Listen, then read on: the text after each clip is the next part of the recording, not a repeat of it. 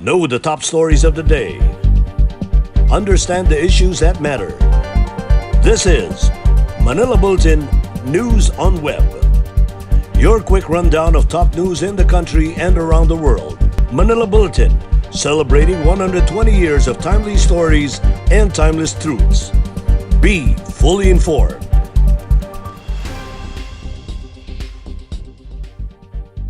Hi, I'm Barbie Atienza. This is MB Now, and here are your news on web.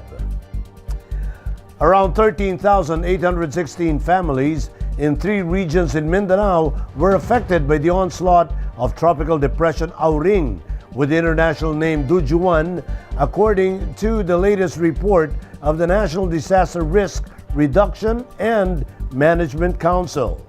The latest data on Monday showed that residents are from 216 barangays in Regions 10, 11, and Caraga. The NDRRMC Deputy Spokesperson Mark Kashian Timbal said 12,825 families are temporarily sheltered in 308 evacuation centers. Auring is now heading towards eastern Samar and may make landfall over the area in the next 6 hours.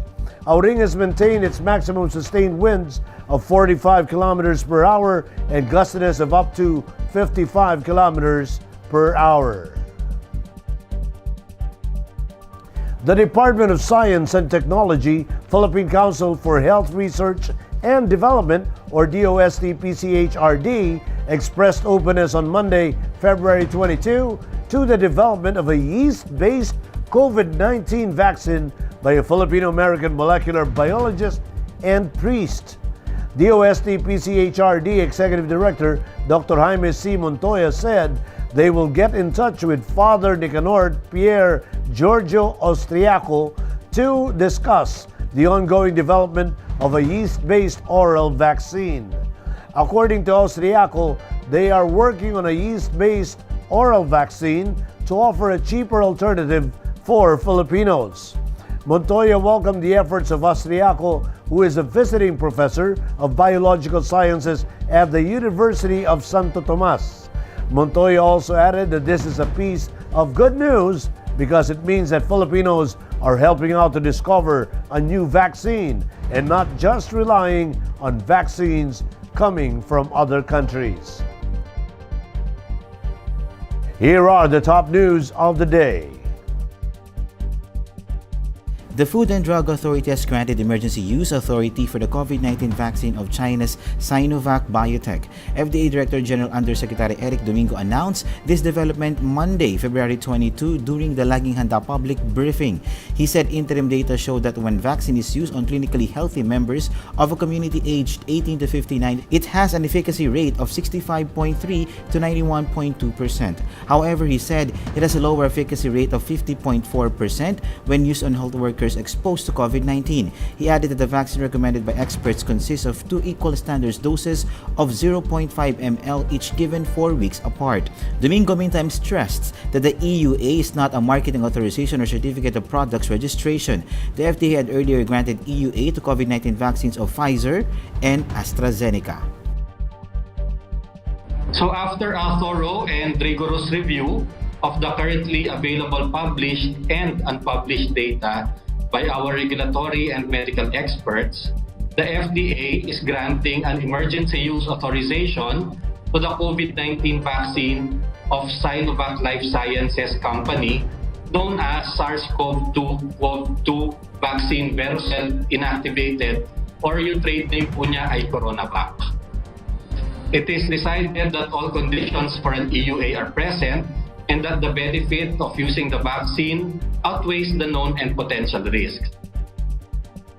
President Duterte will not be among the first to get the Sinovac vaccines after the country's drug regulators advised against its use for senior citizens, Malacanang announced Monday. Duterte, who is 75 years old, prefers instead to be vaccinated by another Chinese-made vaccine, Sinopharm, to protect against the coronavirus illness, according to presidential spokesman Harry Roque.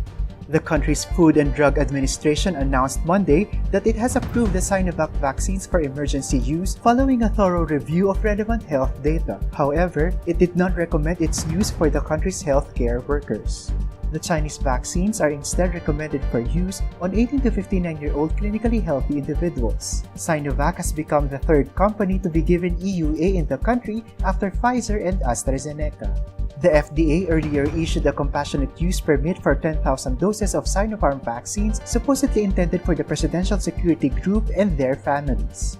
With the FDA approval of Sinovac, Roque said the government could soon begin the vaccination drive, initially for uniformed personnel and other essential workers. He clarified that the palace did not ask the FDA to complete its review of the Sinovac vaccine with undue haste. The palace earlier said the president wanted to be vaccinated either with the vaccine developed by China or Russia. Since hindi pwede si President Duterte sa Sinovac, ibig sabihin ba nito Sinopharm ang ibibigay sa kanya kasi gusto niya Chinese vaccine? He has said his preference is for Sinopharm.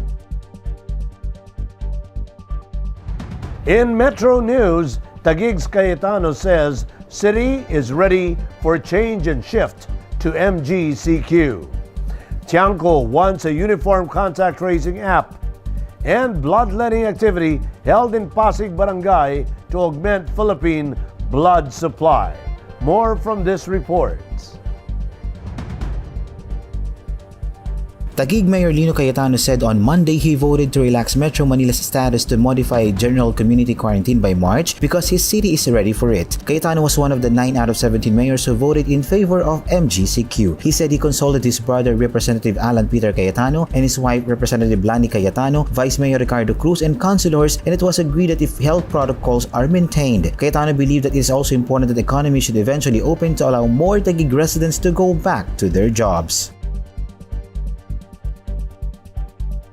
Navota City Mayor Toby Tiangco prefers to have one contact tracing application to be used in the country. In early February, it was also Tiangco who called on the national government to come up with a uniform vaccine passport. He said this is because local government personnel might have difficulty in determining which vaccine passport is fake or not. Tiangco reminded that there are more than 1,500 local government units nationwide and a uniform contact tracing will be helpful for the country. A barangay in Pasig City has partnered with non-government organization and conducted bloodletting activity last Saturday to help increase the depleting blood supply in the country amid the COVID-19 pandemic. Since the pandemic started, more blood is needed by the public, but more blood is coming out in the blood banks that coming in. Those who donated blood will be in the priority list of the Red Cross in the eventuality that they need blood in the future. More than 30 bags of blood were reportedly collected by PRC during bloodletting activity in the barangay. Here are the top news in other parts of the country. PAGASA releases flood advisory for Bicol River Basin. Government work and classes in Eastern Visayas suspended due to Auring. And 5 parolees released from Davao Prison. Here are the details. The Philippine Atmospheric, Geophysical and Astronomical Services Administration or PAGASA has issued the flood advisory for Bicol River Basin ahead of the anticipated landfall of Tropical Depression Auring with international name Dujan over eastern Samar on Monday, February 22. Residents in the low-lying municipalities of Dibon, Pulangi, Owas, Bato, Nabua, Baaw, Bula, Buhi, Pili, Kamaligan, Bombon, Magaraw, Kanaman, Gainza, Milaor, Minalbac, Pamplona, San Fernando, Calabanga, Kabusaw, Libmanan, and Sipocot, and cities of Ligao, Iriga, and Naga were advised to take the necessary precautions against flooding due to possible swelling of river channels.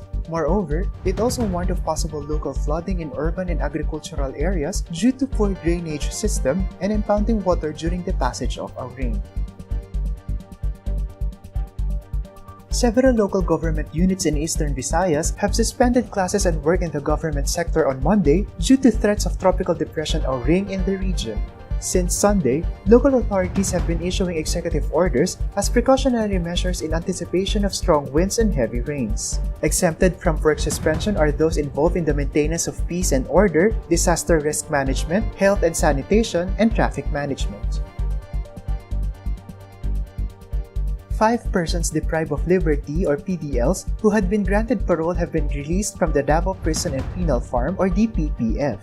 In a statement, the DPPF said the PDLs were released last Thursday, February 18, and that they were part of the 8 PDLs who had been issued certificates of discharge from prison. Before their release, the 8 PDLs underwent testing for the coronavirus disease and their results were negative. Of those freed, one is a female parolee of the Correctional Institute for Women in Mindanao.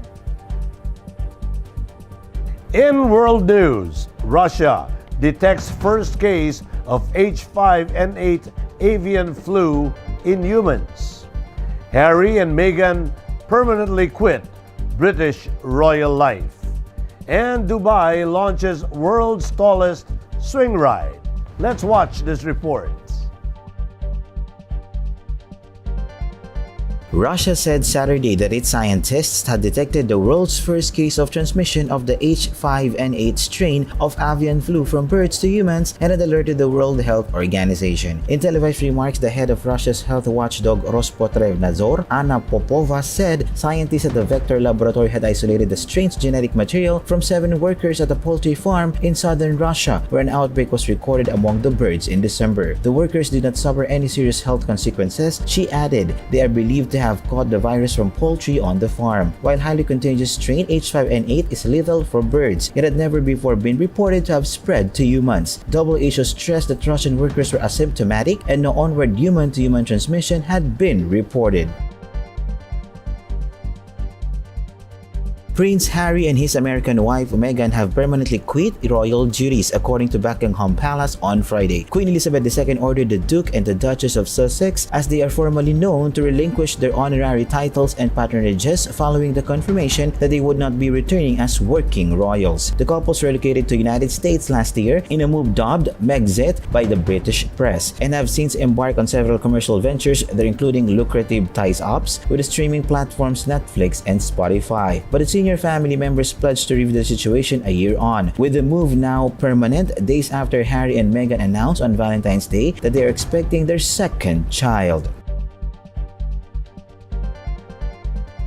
An amusement park in Dubai launches world's tallest sky flyer, which is as tall as the Pyramid of Giza, according to park manager. Bollywood Sky Flyer is the tallest swing ride in the world. It took 600 days to build and a further 120 days to install, using 421 tons of steel. Bollywood Parks is one of the 3 theme parks, along with Motion Gate Parks and Legoland Parks, that mark up Dubai Parks and Resorts.